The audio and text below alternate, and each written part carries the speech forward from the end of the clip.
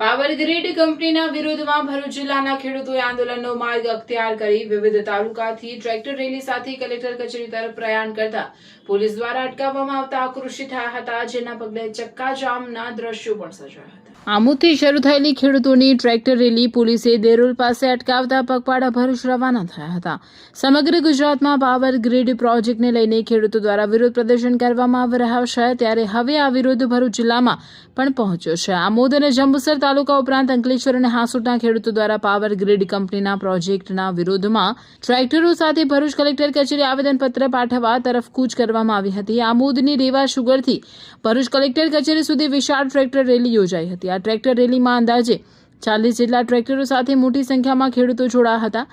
ખેડૂતો દ્વારા જય કિસાન જય જવાન સહિતના નારા લગાવવામાં આવતા સમગ્ર વાતાવરણ ગુંજી ઉઠ્યું હતું। ખેડૂતો દ્વારા પાવર ગ્રીડ પ્રોજેક્ટ અંતર્ગત જમીન સંપાદન અને વળતર સહિતના મુદ્દાઓ અંગે સરકાર સમક્ષ રજૂઆત કરવામાં આવી હતી। ખેડૂતોની મુખ્ય માંગમાં જમીનના યોગ્ય મૂલ્યાંકન સાથે 4 ગણું વળતર ચૂકવવામાં આવે તેવી માંગ કરવામાં આવી હતી। દરમિયાન રેલીને ધ્યાનમાં રાખીને કોઈપણ પ્રકારની અનિચ્છનીય ઘટના ન બને તથા કાયદો અને વ્યવસ્થા જળવાઈ રહે તે માટે પોલીસ દ્વારા ચુસ્ત બંદોબસ્ત ગોઠવી દેવામાં આવ્યો હતો। ટ્રેક્ટર રેલીના પાર્કિંગના મુદ્દે ખેડૂતો અને પોલીસ વચ્ચે બોલાચાલી અને ઘર્ષણની સ્થિતિ પણ જોવા મળી હતી। આમોદ જંબુસર વિસ્તારમાંથી ખેડૂતો દ્વારા ટ્રેક્ટરો સાથે રેલી કાઢવામાં આવી હતી। રેલી કેલોદ નજીક મંદિર પાસે પહોંચતા ટ્રેક્ટરોના પાર્કિંગ બાબતે પોલીસે રેલી રોકી હતી। પોલીસે ટ્રેક્ટરોને આગળ જતા અટકાવતા ખેડૂતોમાં નારાજગી જોવા મળી હતી અને થોડા સમય માટે સ્થળ પર વાતાવરણ ગરમાયું હતું।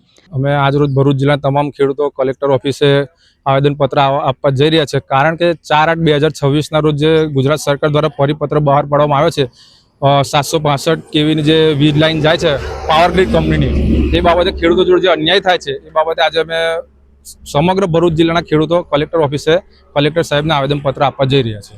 અમે દરેક તાલુકાના ખેડૂતો અમે આમોદ તાલુકાના જંબુસર તાલુકાના ખેડૂતો ભેગા થઈને દયાદરા પહોંચીશું। દયાદરાથી સમગ્ર ભરૂચ તાલુકો આમોદ જંબુસર વાગરા એક સાથે લાઈનમાં ભરૂચ કલેક્ટર ઓફિસે પહોંચશે। આ સરકારે જે નવો પરિપત્ર જાહેર કર્યો, હું ગુજરાત સરકારના તમામ નેતાઓને સત્તા પક્ષને કહેવા માંગુ છું, જો તમે કહેતા હોય કે આ નવો પરિપત્ર ખેડૂતના ફાયદામાં છે તો આવે ખેડૂતોની સામે નવા અને જૂના પરિપત્ર વચ્ચે તફાવત જણાવે। બિલકુલ તફાવત નથી। જ્યારે ખેડૂતને ખબર પડી કે જૂના પરિપત્ર પ્રમાણે જંત્રી પ્રમાણે જે ભાવ ખેડૂતને મળતો તો એ જ ભાવ નવા પરિપત્ર પ્રમાણે મળે છે। લાંબો કશું ફેરફાર છે નહીં, ખાલી ખેડૂતને આ કાનથી ઓલા કાન પકડાવ્યા છે। જો સરકારના કૃષિ મંત્રી એમ કહેતા હોય કે નવા પરિપત્રમાં ખેડૂતને ફાયદો છે તો સાબિત કરી બતાવે। હવે ખાલી હવામાં વાત નહીં, જમીન ઉપર આવીને ખેડૂતને સાબિત કરી દેખાડે કે ખેડૂતને નવા પરિપત્રમાં ફાયદો છે। જય જવાન જય કિસાન। ખેડૂત એટલા કઈ કાચા દાંતના નથી કે લોલીપોપ ચાવી લે, કારણ કે એની અંદર માં ને માસી એક જ કહી છે। જે DLVC માં કિંમત થતી હતી એ ખેડૂત સરકારશ્રીએ જે 3 વેલ્યુઓ નક્કી કરવાની પ્રોસિજર કરી છે ને એ એક જુગારની પ્રોસિજર કરી છે। ખેડૂતોને સરકાર જુગારી બનાવવા માંગે છે, અમે જુગારી બનવા માંગતા નથી। અમે ખેડૂત છીએ અને ખેડૂત જ રહેવા માંગીએ છીએ। અમારી માંગણી છે કે જે ડ્રો સિસ્ટમ કરી છે, ડ્રો સિસ્ટમ નહીં, જે કેન્દ્ર સરકારની ગાઈડલાઈન છે કે ફક્ત ખેડૂતનો વેલ્યુઅર અને પાવર ગ્રીડનો વેલ્યુઅર, ત્રીજો વેલ્યુઅર એડ કરવાનો થતો નથી। અને એની અંદર અમારી કિંમત છે, જમીન અમારી છે, રાખના પ્રાઇવેટ કંપની છે પાવર ગ્રીડ, તો સરકાર શા માટે ઇન્ટરફિયર કરે છે? અંદર કંપની નેગોશિએશન અમે કરીશું, અમારી જમીનનો ભાવ અમે નક્કી કરીશું, સરકારને શા માટે?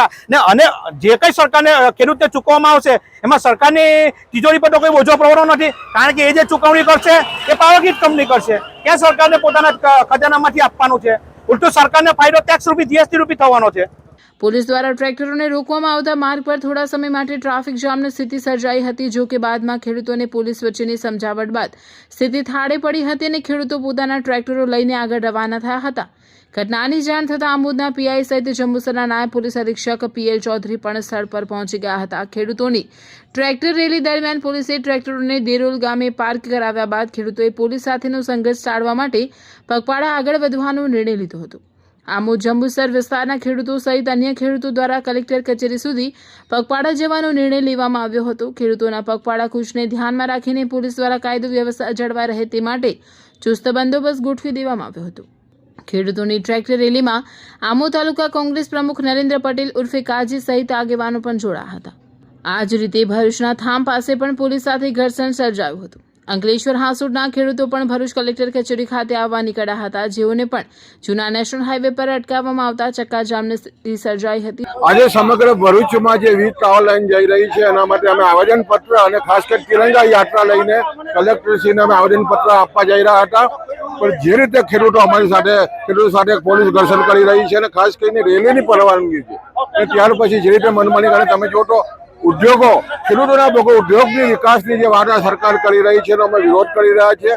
અમારી મહામૂલી જમીન મીટરના 50-100 રૂપિયા મીટરના ભાવે લઈ લેવાની વાત સરકાર કરી રહી છે એનો અમે વિરોધ કરી રહ્યા છીએ અને આવનાર દિવસોમાં જમીનની બજાર કિંમતના 4 ગણા જ્યાં સુધી વળતર ન મળે ત્યાં સુધી આ વીજ ટાવર થાંભલા અમે નાખવા દેવાના નથી. એની સાથે આવેદનપત્ર આપવા જઈ રહ્યા છીએ. જો કે તે બાદ ખેડૂતોએ ભરૂચ કલેક્ટર કચેરી ખાતે જઈ આવેદનપત્ર પાઠવી તેઓની રજૂઆત કરી હતી.